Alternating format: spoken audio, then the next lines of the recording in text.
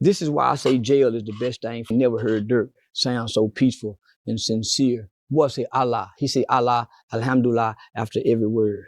Charelston White strikes again. Jail might have just saved Lil Durk's soul. Now, according to Charelston White, Lil Durk would have never thought about Allah. He would have never thought about God, or it would have never slowed him down in this life if he never would have went to jail. And as wild as it sounds, there's a deeper point here about reflection, redemption, and what it really takes to change a man's mindset. Today, we're breaking down Charelston White take why he says jail is a blessing and what it means for Lil Durk. Who did you know? Who did any of you know that ever that came back from the grave and said, hey, hurry up and get down here. It's going down here. It's going on down here. Anybody know anybody that came back? Alaikum salam wa rahmatullah.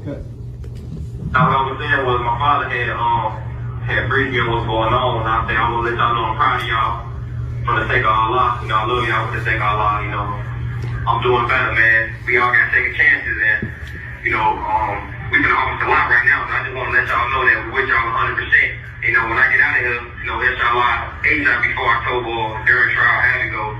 I'm gonna leave that example, and I told him I want to come down there and see y'all, come speak to y'all. So you know what I'm saying? Get y'all math right, get y'all brotherhood together and get on the deen. I love y'all for the sake of Allah. Love. We love you back, man. Jazakallah khair. Now, I want y'all to bear with me. I had to show y'all the jail call, and then also I wanted to show you his dad breaking up a gang fight that was started in Minnesota amongst the brothers of Allah. So stay tuned. We got Charelston White coming up right now. Has been arrested for It's been longer than that. That nigga been there longer than that. Nah, it's been a year to the day, 365 Oh, it days. seemed like 3 years. Who I know the nigga. Yeah, Oh, no wonder murder- he talking Allah talking. When he get out, he go lead Yeah. right with purpose. Murder All for them hire. niggas- Oh boy, that's boy. Listen, this is why I say jail is the best thing for these niggas. I ain't never heard Durk sound so peaceful and sincere. Boy say Allah. He say Allah, Alhamdulillah after every word. You see why I recommend prison? If they can just gather up every last one of them motherfuckers coming out that NBA concert when they buy them tickets after the end of the show and march their ass up on them goddamn FEMA buses and take them to a FEMA camp and let them disappear for about I say 4 years and they'll be Alhamdulillah on every goddamn thing. So now, homie, he's sincere though. But what ends up happening, every nigga sincere from jail. Every nigga mean what they say from jail. When a nigga call home and say, bitch, I'm gonna kick your motherfucking ass, he sincere mean that in his heart. In his heart, when he say, you who? You got all bitch, he mean it in his heart. But by the time they let him out, he don't. But you know what? Because he said that mean, hateful thing in his heart at that moment, and he meant it, God honors that. So he got to suffer for that. Same when you do good. You say, oh, Lord, I'm going to go to Jumu'ah service, or I'm going to stop sneaking and eating their pies with the pork sauce in it. You know, there's some food the Muslim can't eat because they got pork something in it. They got whatever kind, they can't supposed to eat it. All kind of cakes and snacks, but them niggas still pop open a Snicker. And I think that Snicker got some pork derivative products. Jail isn't just punishment, it's transformation. He's been there himself. He knew the killers, the gangsters, all the hustlers. And once they got behind those bars, they were humble. Now you got to understand, Lil Durk, he probably would have never thought about Allah if he wasn't faced with the threat of jail or God. And that's a part of saving his soul. Most rappers find peace when everything is stripped away. And you got to understand, think about it. When you free and you surrounded by money, fame, your homies, women, you don't have time to slow down and you don't have time to slow down and think. But when you in that cell, you got nothing but time. Think about it. You got to pray, and then you realize what matters the most. He's saying, or anyone in that position, needs a stillness or they need to consider faith. In Charleston's eyes, that's not failure. That's the beginning of growth. You got to understand that our culture have been taught, and this is the words that we say, I wouldn't risk jail on my worst enemy, but you would rather put him in the grave, make his mama cry, make his kids cry, and he'd be away from his, forever off the earth. So this is a cultural thing that we have been taught in our mind. When them niggas in jail and they say, oh Allah, look like I'm out of here. If you can just save me, I'm finna start now. I'm gonna pray 5 times a day. I'm gonna make sure I put my forehead all the way on the carpet this time. Cause not a lot of niggas get lazy and don't want to put their forehead all the way down. I watched them. That ain't proper prayer. So that's why they block their blessings. So God know when you come to him in jail, this is why I recommend it. You're the most sincere. You're the most, you have the most humility. And you mean in your heart that you'll never do this again. Because these conditions have caused that. And God know you mean it.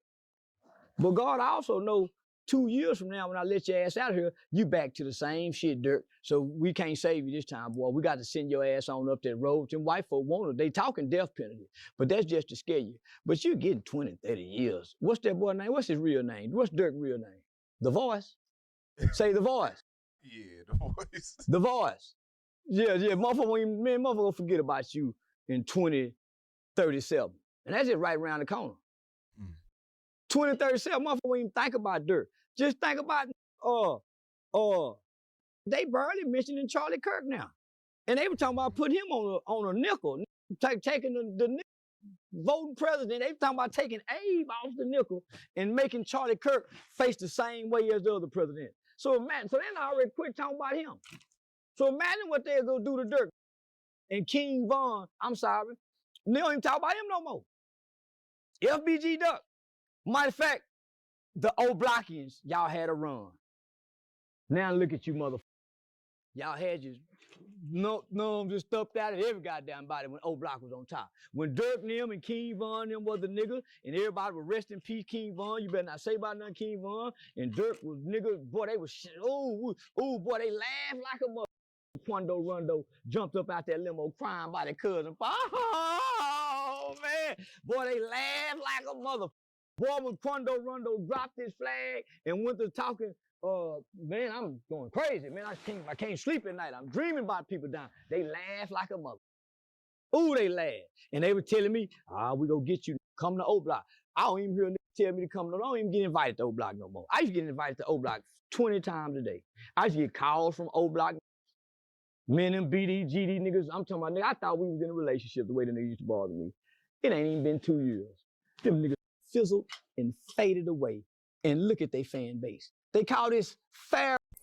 Charelston White believes that these rappers live so fast that they don't even get a chance to hear their own thoughts between the beef, the losses of the money, and it just never stops. So when it does stop, the silence kicks in. And then what you do is you start talking to yourself, you start asking yourself questions, and that's when faith becomes real. It's not just imaginary no more. Now you want to imagine yourself with a higher, you're trying to connect to a higher power once you get behind those bars. And a lot of rappers, when you think about it, they do think that they're free. A lot of rappers think that they're free, but what happens is they get so caught up in this lifestyle that they're enslaved to, that I'm free, I'm out here in the world, but I'm not behind bars, so I'm free. You see what I'm saying?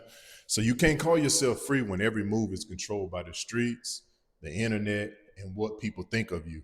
Once you get on this internet and you start making money or whatever it is, that's what people think of you, and that's what people are gonna hold you to. Now, according to him in jail, the jail breaks, that's just the illusion. Now, when you sitting in that cell, in the chain, the fame, the fake friends, and none of that stuff, and and you ain't got no followers on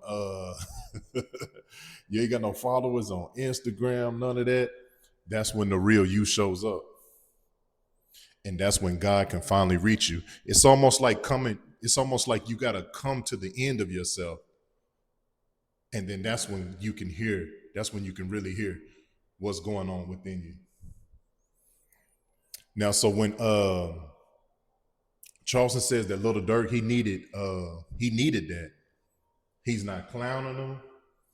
He just telling it straight like it is. You may not like the way that he's saying it, but he's basically telling it how he feels from his perspective. It's not wrong for him to say, because we see the transformation of all these people when they end up going to jail and what happens. You see what I'm saying? And what he's saying, Lil Durk he talented, he loved, he too powerful to waste that gift without understanding his purpose. And that's what happens is we end up losing purpose in the midst of all the other things that's going on. So here's the question. Was Charleston wrong for saying jail might have been the best thing for Lil Durk? I don't know. You tell me. What do you think about this? Was he wrong for saying that jail was the best thing for Lil Durk? Or was he being brutally honest about how some people really find God when everything goes silent, when you lose everybody? Whether you agree or not, one thing is true. Growth comes from stillness, and sometimes God uses pain to get your attention. Maybe that's the message. Charleston's been screaming the whole time. So leave your thoughts, comments below. Let me know what you think. Do you agree? Can jail save a man's soul? Or do you think Charelston White was just reaching again? Hit the like button, subscribe, turn on your notifications, because we will be back.